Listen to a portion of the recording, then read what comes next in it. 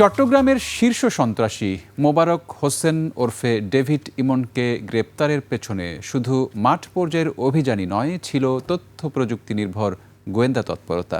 দুবাইয়ে নিবন্ধিত একটি হোয়াটসঅ্যাপ নম্বরের সূত্র ধরে তার অবস্থান শনাক্ত করা হয়।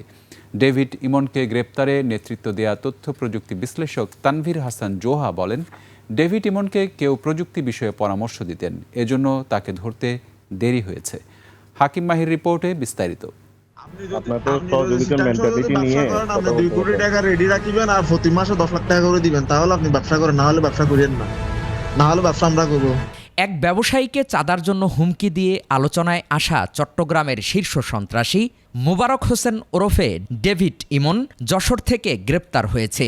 বাইরে থেকে দেখা গেছে এই গ্রেপ্তারে পুলিশ এবং গোয়েন্দারা নেতৃত্ব দিয়েছে, তবে ভেতরে ছিল তথ্য প্রযুক্তির কাজ। ডেভিড ইমনকে চিহ্নিত করা হয় তথ্য প্রযুক্তির সহায়তায়। এআই অত্যন্ত কম সময়, মাত্র 1 মিনিটেরও কম সময় অ্যানালাইসিস করে সাসপিশিয়াস অ্যাবনর্মাল বিহেভিয়ার, খুব অল্প সংখ্যক কথোপকথন হয়েছে কিংবা ভুয়া রেজিস্ট্রেশন, সন্দেহজনক রেজিস্ট্রেশনের ডেটাগুলো সে 1 মিনিটের মধ্যে বের করে দেয়। এই পুরো প্রক্রিয়া সম্পর্কে জানিয়েছেন তথ্য প্রযুক্তি বিশ্লেষক ও আন্তর্জাতিক অপরাধ ট্রাইব্যুনালের প্রসিকিউটর তানভীর হাসান জোহা। তিনি বলেন, ডেভিড ইমন দুবাইয়ের রেজিস্ট্রেশন করা একটি হোয়াটসঅ্যাপ নম্বর ব্যবহার করে যোগাযোগ করতেন। এটি শনাক্ত করে তার অবস্থান জানা যায়। এই হোয়াটসঅ্যাপ নাম্বারটাকে পাওয়ার জন্য ইন্টারসেপ্টার ইউজ করা হয়।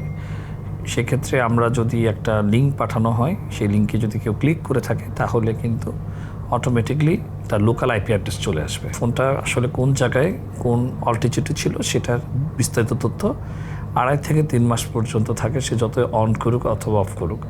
পরবর্তীতে সার্কামস্ট্যান্সিয়াল এভিডেন্সের মাধ্যমে ওনাকে আসলে শনাক্ত করে বর্ডার অঞ্চল থেকে গ্রেফতার হয়ে আইন মোতাবেক সোপর্দ করা হয়।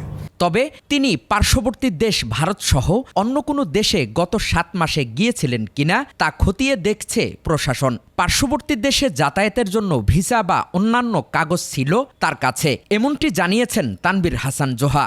এবং সে সিমটা উনি হটস্পট করে ব্যবহার করতেন, দুবাইয়ের যে হোয়াটসঅ্যাপের যে নাম্বারটা, তো সেখান থেকে ধরা পড়েছে। এবং আমি বিভিন্ন সূত্রে জানতে পেরেছি যে পার্শ্ববর্তী দেশের নাগরিকত্বের কিছু ভুয়া অথবা সঠিক কার্ড, আধার কার্ড নিয়ে উনি ওনার সাথে ছিল। এই বিষয়টা অধিকতর তদন্ত করা হচ্ছে। প্রযুক্তি বিশেষজ্ঞ জানান, ডেভিড ইমনকে কেউ প্রযুক্তি বিষয়ে পরামর্শ দিতেন, এজন্য তাকে ধরতে দেরি হয়েছে। ওনাকে প্রযুক্তি সম্বন্ধে ব্যাপক কেউ না কেউ গাইড করে, যার জন্য ওনাকে ধরতে কিন্তু এতদিন লেগেছে। এটা 24 ঘন্টার বিষয় ছিল ওনাকে ধরা। তো উনি গাইড করার পরেও যেটা হয়েছে যে আসলে কোনো না কোনো এভিডেন্স থাকে, না হলে সেটা ক্রাইম আমরা বলি না।